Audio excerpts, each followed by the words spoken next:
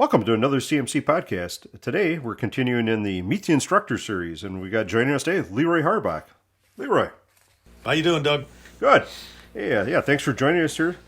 So, LeRoy, what got you started in the fire service?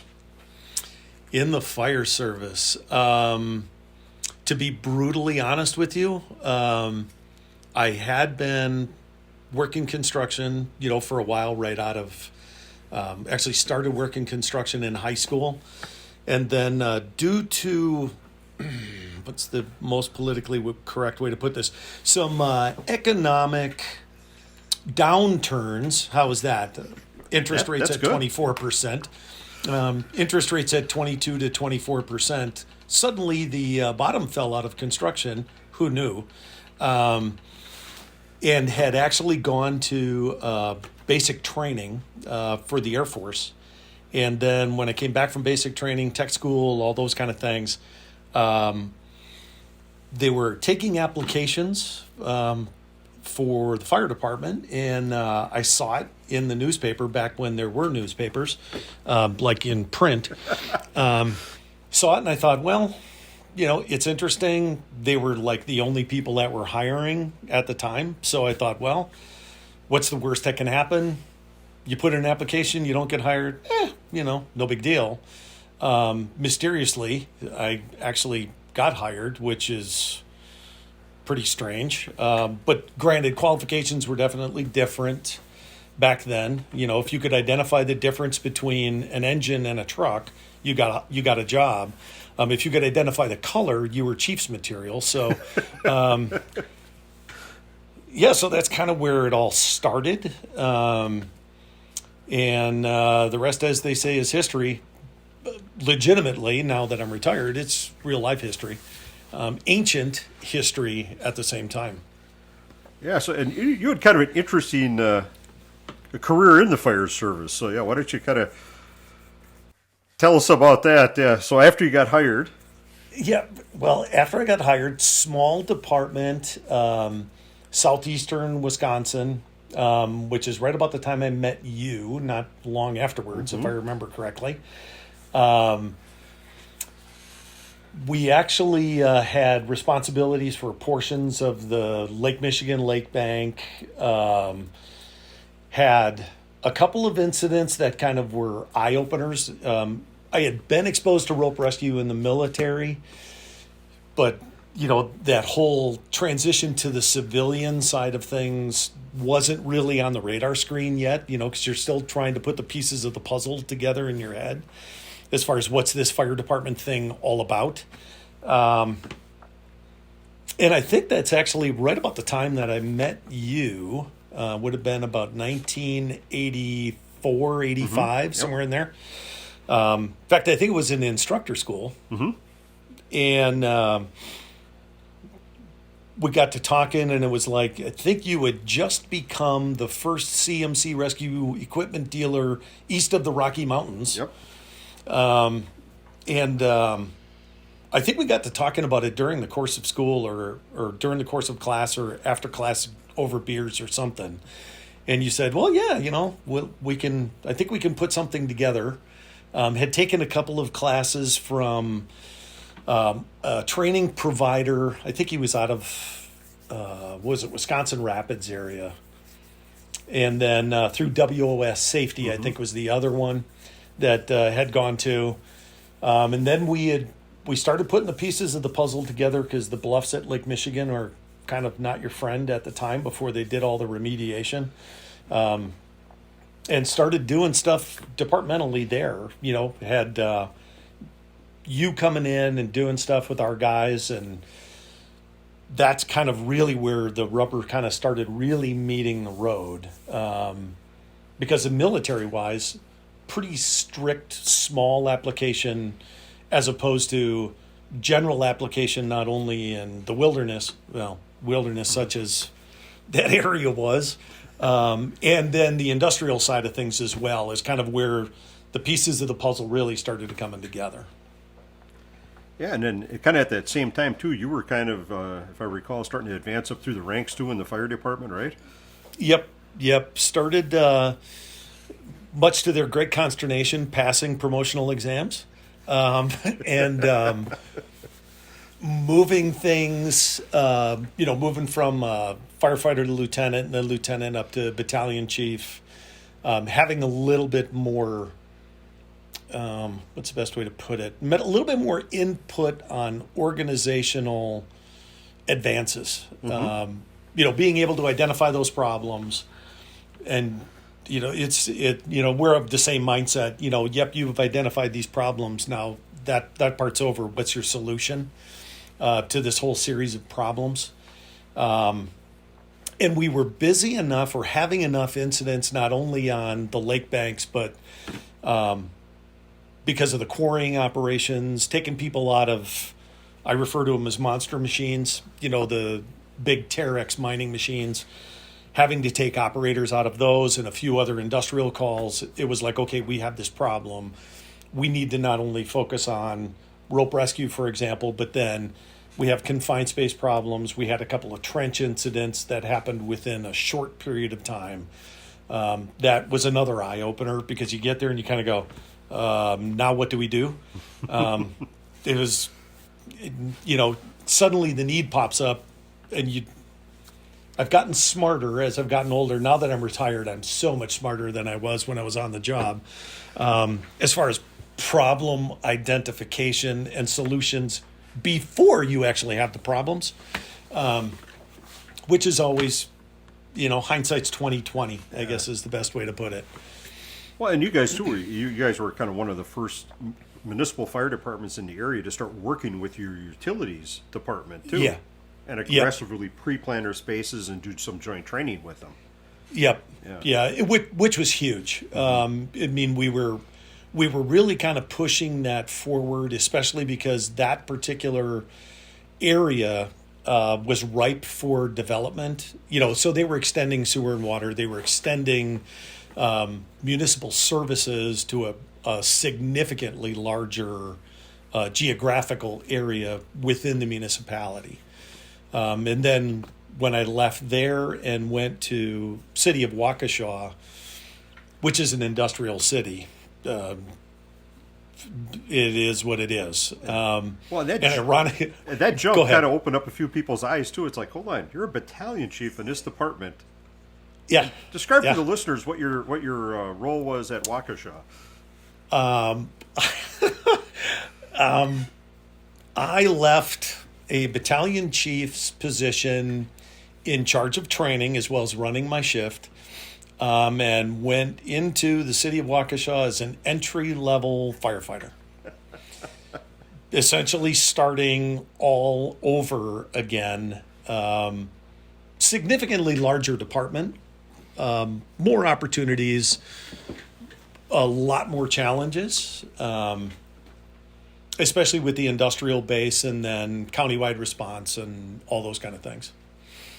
It was an interesting transition, and it raised a lot of eyebrows, especially coming out of the recruit academy and going to the floor. I cannot tell you how many people, and actually as I was going into the academy, I think it was 3 weeks later, I had actually applied for a chief's position, a fire chief's position as a battalion chief. Had accepted the job in Waukesha and then found out I was a finalist for a chief's position.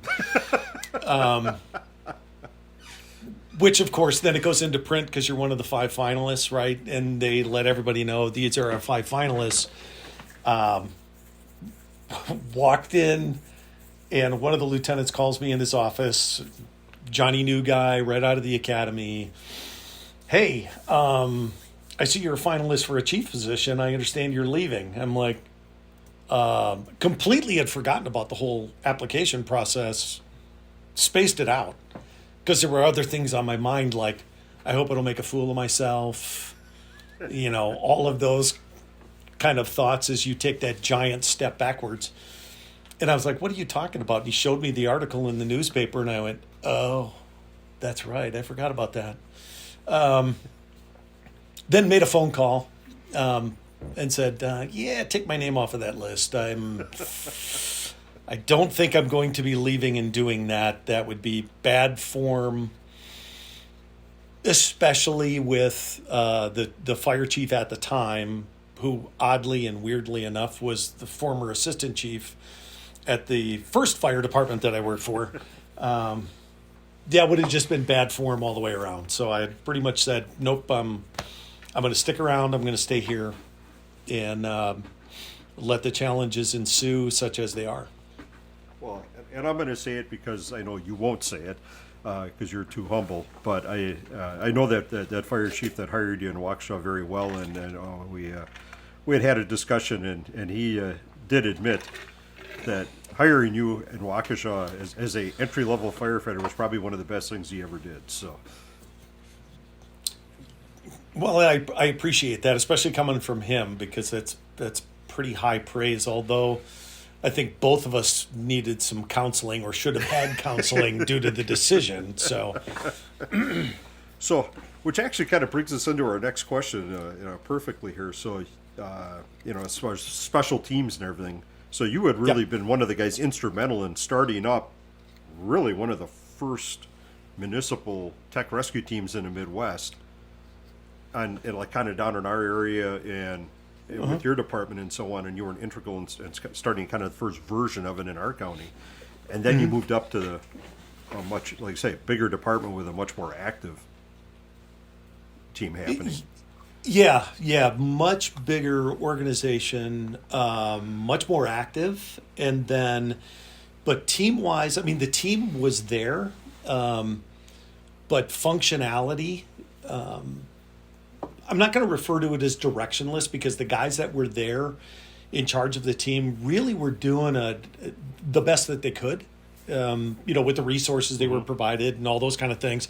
But then when I got hired in Waukesha, in fact, I think it was the day after probation, got called to the chief's office with the training chief, and they said, you basically have 2 years to fix this. And we'll provide you with all of the support that you need, because both of those guys were aware of, the previous place and previous work and all that kind of stuff, and they knew that I was working part-time for CMC. Had just been hired probably the year before, and so as we were kind of talking about things and going through things, it was okay.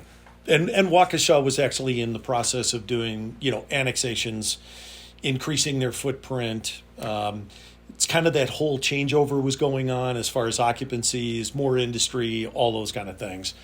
So they knew that their hazard and risk analysis was starting to swing more towards, we need to have a little bit more focus on this multidisciplinary approach, as opposed to, yeah, we can get a guy out of a confined space, or yeah, we can get a guy down from something high. When you look at all the excavations that were going on, extension of city services, neighboring communities doing exactly the same thing, growing at a fairly ridiculous rate. And the surrounding areas were smaller organizations that by themselves could not do it in and of themselves without a lot of support from the big kid on the block, if you will. So that's kind of where the whole Waukesha program started. The guys that have followed me or have taken over the team after I left have done significantly more than I in my mind, than I ever got done. We did expand the program out to countywide and all those kind of things, but in fact, the guy that's running the place right now, as far as the team is concerned, way more headway. We both know him. Yeah. A lot of horsepower. But a lot of horsepower. But he's one of those guys who's got the ability, not only is he really super smart, but he's got the ability to make those political connections. as well as being able to branch out and not be afraid. I mean, my biggest thing was I'm not afraid to say I don't know, but I'll find out. And that to me was probably, I mean, for us as an organization, I'd ask people questions and they're like, you don't know? I'm like, no, you don't either. No. All right, let's go find out. Let's learn this thing together. Because there was a lot of uncharted water. How do you do interoperability and how do you bring things up to speed and that was before MABUS took place in the state. How do you get all those, how do you do this? It was kind of uncharted water. But having the chief there at the time, and which was huge. I mean, his connections, not only in the county, but in the entire area, statewide, were huge as far as being able to get us resources that we needed and those kind of things. Yeah. So, very, very dialed in guy. Oh, yeah. Oh, yeah. So, and you had kind of mentioned this, so that was right around the time you were starting with CMC. So when did you actually get hired by CMC as an instructor? Because you were a dealer before that. Yes. Well, you should know. I bought the company from you. Yeah. I actually worked for you for a while, and then you worked for me for a while. Yeah. That was in 94. I bought the company from you as a company, yet to be named later. And then bought that in 94 and got hired by CMC in 99 as a part-time guy. And then as my career dissipation light was starting to flash, where I knew, people tell you, do you really know when it's time to retire? The answer is yes, you do know.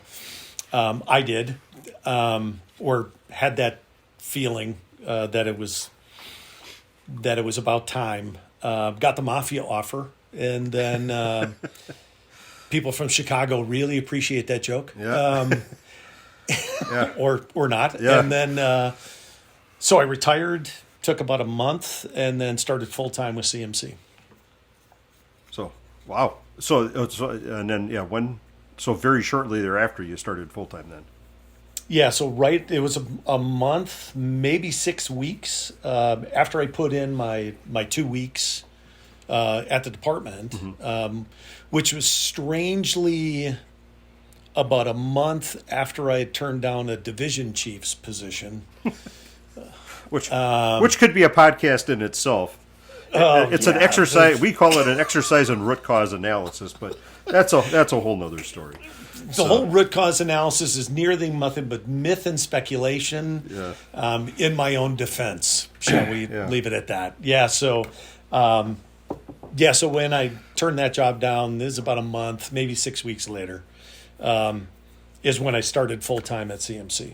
Okay. So what courses do you teach at CMC? Teach rope rescue, teach confined space, tower rescue. And then the weird, odd request classes. Like, we have this problem. How do we solve this problem? And I'm like, please describe it for me, in 1,000 words or less. And then go and solve those problems. And a lot of them are fairly bizarre. Hey, we've got this confined space problem. And then you go there and it's like, oh, you have a bigger problem than just confined space.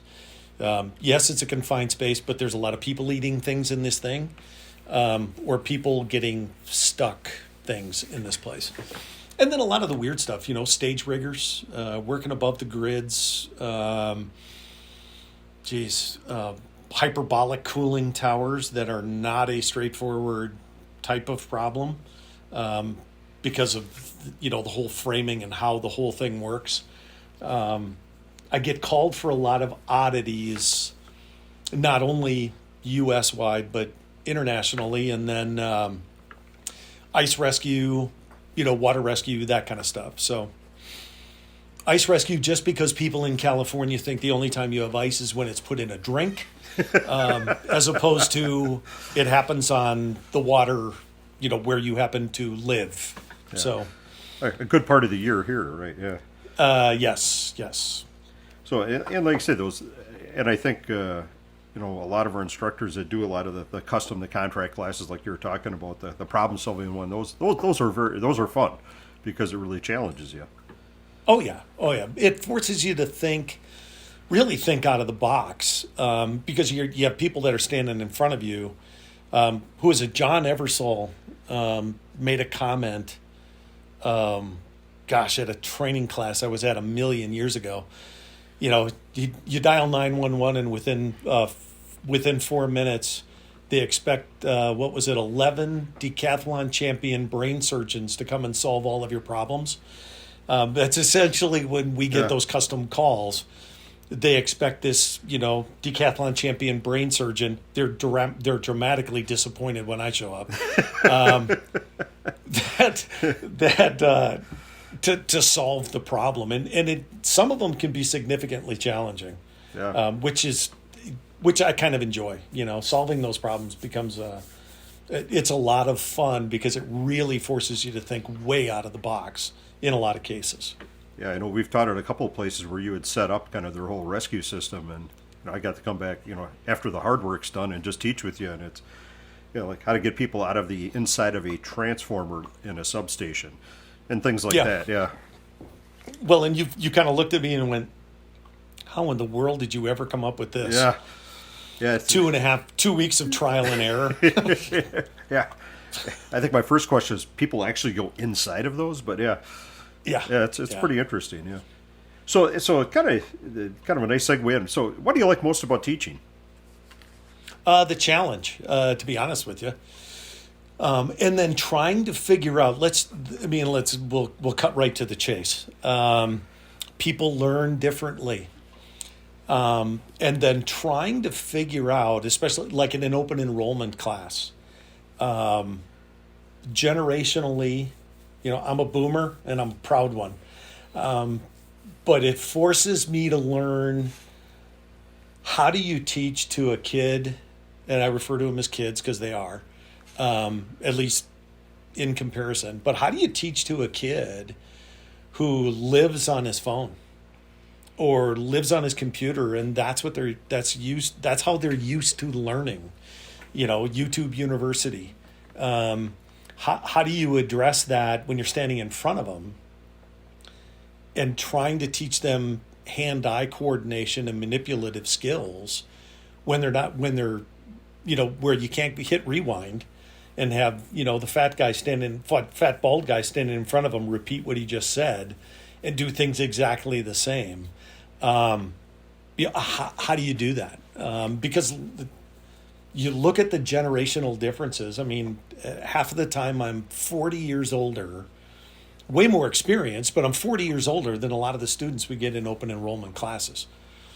And so it's forced me to learn how to teach differently to that demographic than it is to use, than to teach to my peers. When I teach to my peers, I use a whole different set of language than with a 20-year-old. Or, the 21 or 22-year-old kid that's sitting in class in an open enrollment class. So it's a challenge, and that's what I enjoy. Well, and I'm glad you mentioned YouTube, because you were the original YouTube star of CMC. Yeah. For our listeners that go to the MPD video and all that, you can see LeRoy was literally the YouTube star of CMC, and actually internationally known as a result of that. Yes. If I recall, I heard a story about you in China. Yes. They didn't recognize you at first, but after your co-instructor mentioned your videos, then they recognized you. Yes. Yeah. Moving on. Yeah. So, and this is almost kind of a comical question with your work schedule. So, when you're not at work, how do you spend your spare time? Right now, talking to you, I don't know. I put in my work schedule is challenging. I would. That's a nice way to put it. Yeah. It's if I'm not teaching, I'm working on the computer. When I'm not doing either of those things, and I happen to be on the rare occasion home, which I am right now, building my garage, which has been just a really entertaining, lovely thing.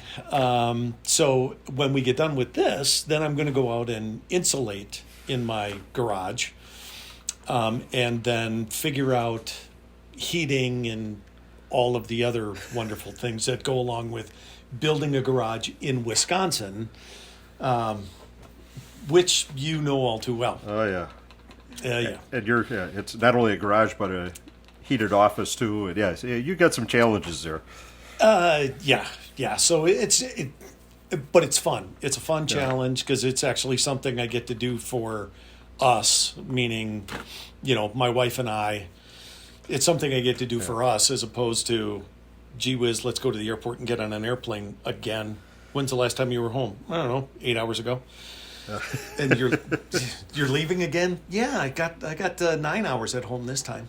So Yeah, you're long enough to your wife unpack. is known company wide as the Saint. Yeah. Yes, the Saint. So, and this is a dangerous question to ask you here, but is there anything in tech rescue that you feel strongly about? Oh man. Maybe I should limit this to one thing. Yeah, because I was just going to say, how much time do we have? Any of our listeners that have been on, have listened to podcasts that we've done about things, know that LeRoy can have somewhat of a passionate opinion about a couple things. I think that the biggest thing that drives me a little bit crazy right now is, and you and I have had this discussion, what was old is new again, right? But it's the whole, let's be ridiculously redundant in our rigging. And what I refer to as what was old was new again is back in the day, early 80s through about, what, Doug, 94? 95-ish, somewhere right around in there, mid-90s. Twin tension rope systems was the norm, because why would you have this rope that's doing nothing without working? And then, well, actually, it was early 90s, because then we went to a presentation at NADERS back then, the North American Technical Rescue Symposium, as opposed to now, which is ITERS, ITRS, International Technical Rescue Symposium, which I highly recommend people attend, by the way. There was a presentation that was made by a nameless person. Don't you know? Who said, oh no, you need to have one rope under tension and one safety line because both ropes can be caught under tension and all that kind of thing. And then mysteriously, here we are back in 2018, 19, 17, whenever it was. Yeah, why would you have one rope under tension and one rope slack? Both ropes should be working, but it's the fire service, and it only took us 25 years to go back to where we started, or 30 years, or whatever it was. So, Yep. But what I see, it does kind of drive me a little bit crazy that people don't sit down and do the math, as you've heard me say a million times. Think A to Z, do the math. And when you sit down and do the math, having things ridiculously redundant, and let's face it, how many pickup trucks do we want to move? We're moving a 2-person load or even a 3-person load. Call it a 3-person load, call it 900 pounds. When is enough? Yeah, I mean, really, when is enough? You're using rated gear, using rated kit, you're using, somebody has tested this stuff as far as equipment is concerned, and we're rigging it in a fashion of how many pickup trucks do we want to lift? Yeah, exactly. I'm moving 600 pounds, and I'm building a system that in general could lift a Ford Ranger with a load in the back of it. Let's keep it in perspective, folks. And it just kind of, it drives me insane, the over redundant everything. It drives me nuts. Well, and why drive when you can walk, right? Exactly. You know.